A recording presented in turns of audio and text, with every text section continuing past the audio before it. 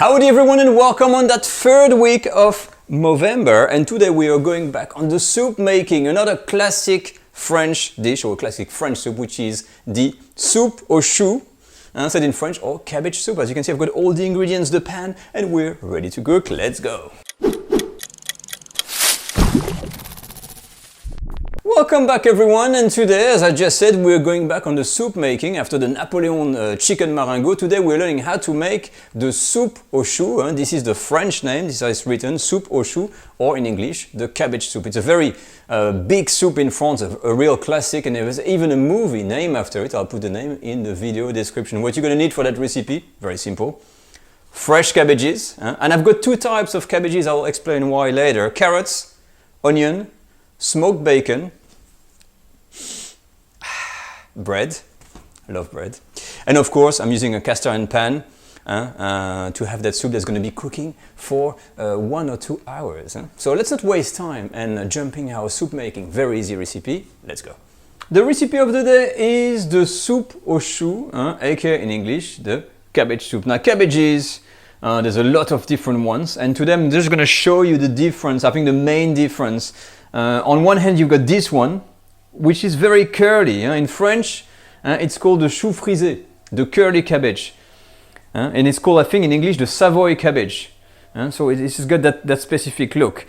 For the rest, away from the cabbage, like I've shown, we're just using some smoked bacon, a little bit of onion, and a little bit of carrot. A little bit, I'm stressing out, because a lot of recipes from the today's world tends to use all kinds of vegetables. But for me, a cabbage soup has to be mainly cabbages. So when you got your cabbage like this, the first thing you're gonna do is to trim off, all these ugly leaves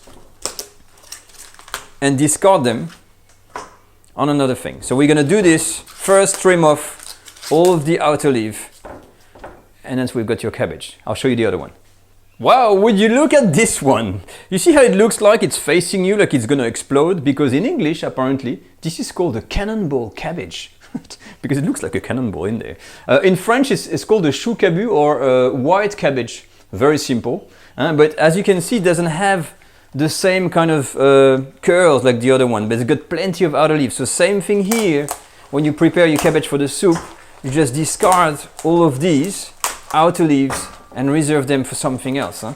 So we go really deep inside and we discard the leaves.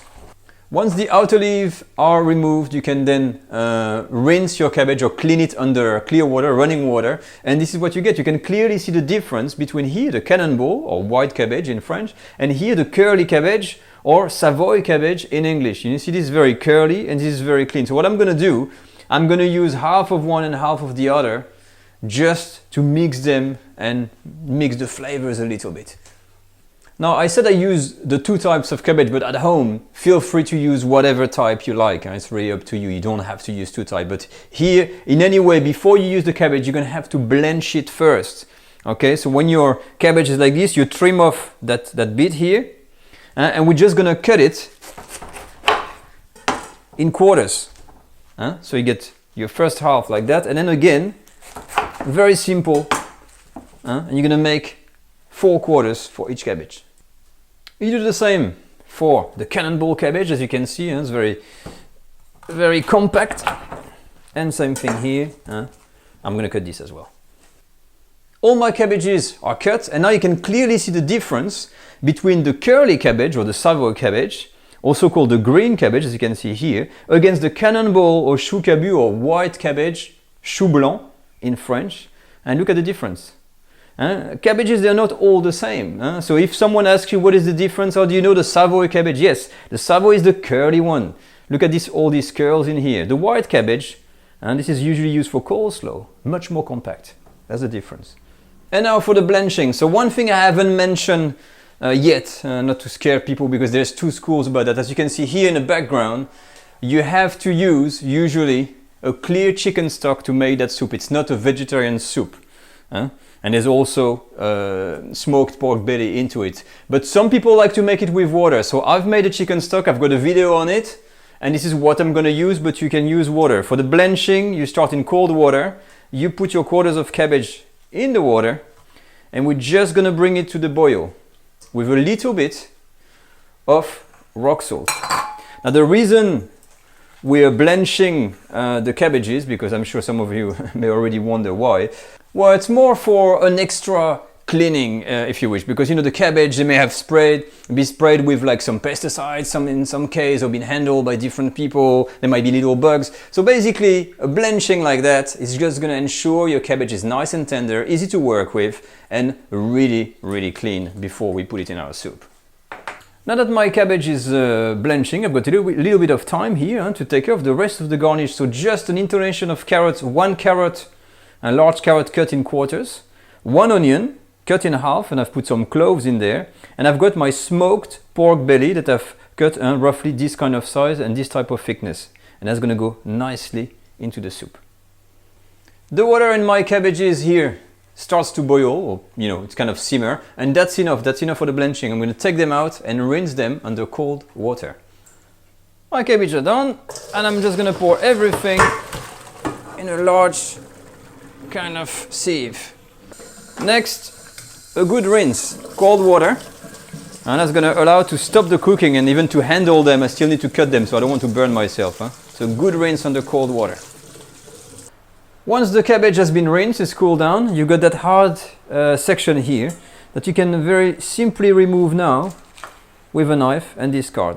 And for the rest, it is up to you to cut the cabbage in whatever way. I like to still keep a little bit of thickness in there, not to have just tiny little portions. So this is the types of strings I'm doing. So having a closer look, this is how wide I leave the pieces. If you want, you can cut them in half or make them smaller. It's really up to you. That's my personal preference. So I'm going to cut all the cabbage, and then we're going to move on to the stove. We are now ready to really start our soup. So I'm using a cast iron, and this is a Le Creuset pan that I really like. And you start with a little bit of butter that we're going to start to melt gently on a medium heat. Once the butter starts to chant like that, I'm going to add my carrots. And half an onion. I've cut one of the half onion in quarters. And we're just going to mix a little bit to release the aromas. So just for like 10 or 20 seconds. All done. And now I'm going to start by adding half of my cabbage. So 1 cabbage, and the equivalent of 1 cabbage is enough for about 2 liters of water usually. So half of it. And then give it a good stir. Next, I'm going to take my lovely pork belly here, and I'm going to layer the middle of my soup with smoked pork belly. And this is smelling beautiful. And I just love like anything bacon. I love bacon. Anyway. Boom. To finish, I'm adding my onion with the cloves, so it's as a diffuser. And on top of that, I'm going to add the rest of my cabbage. Okay, so we've got a nice big pot of cabbage and smoked pork belly. Now that we have this, we need to add even more flavor. So the cabbage brings some flavor, yes, but the chicken stock is really the thing that is going to add a lovely flavor to your soup.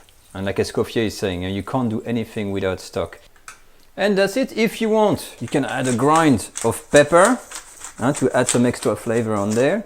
Never add salt at the beginning. And remember, the smoked pork belly is salty. No salt when you make a soup. If you need to make salt or add salt, at the end only. So when this is done, we're going to cover and leave it on a simmer for 1 to 1.5 hours. And then we'll see the results. 1 hour and 15 minutes have passed, and look at this soup. I just took it out, and I just took some of the bacon, and look at that. They got a nice color, and the cabbage is still pretty firm. Look at this. So it's going to be nice and chunky. I'm just going to have a taste of that soup. Looks lovely. Nice and salty, but you see I didn't add salt, and it's perfect. Oh. That smokiness, I think all the porkiness of these pieces of pork belly have really diffused through the soup, and it's amazing how it goes really, really well with cabbage. And it really tastes just like a cabbage soup and not like a vegetable soup with cabbage. Big difference. Okay, so let's serve the soup, but before we do so, there's one more step that needs to happen. And that is to make what we call the croûte, pieces of bread that are often toasted, that are usually served on top of the soup. Let's do that. And now for the bread. So I've got here nice piece of chunky bread, country style loaf. It's not the freshest, but for the soup it's perfect. So I'm just gonna cut some pieces here, cut them in half, and we're gonna roast them in the oven. Chunky! And here we are, ladies and gentlemen. As you can see here, I've got the soup, a little bowl. I've got the bread, and the croûte I'm talking about are these things, you see? They're like just often roasted, no oil in there. I think I've burned them a little bit. But in any way, I'll try to just pour some soup the way it's meant to be done. So if I'm making a mess.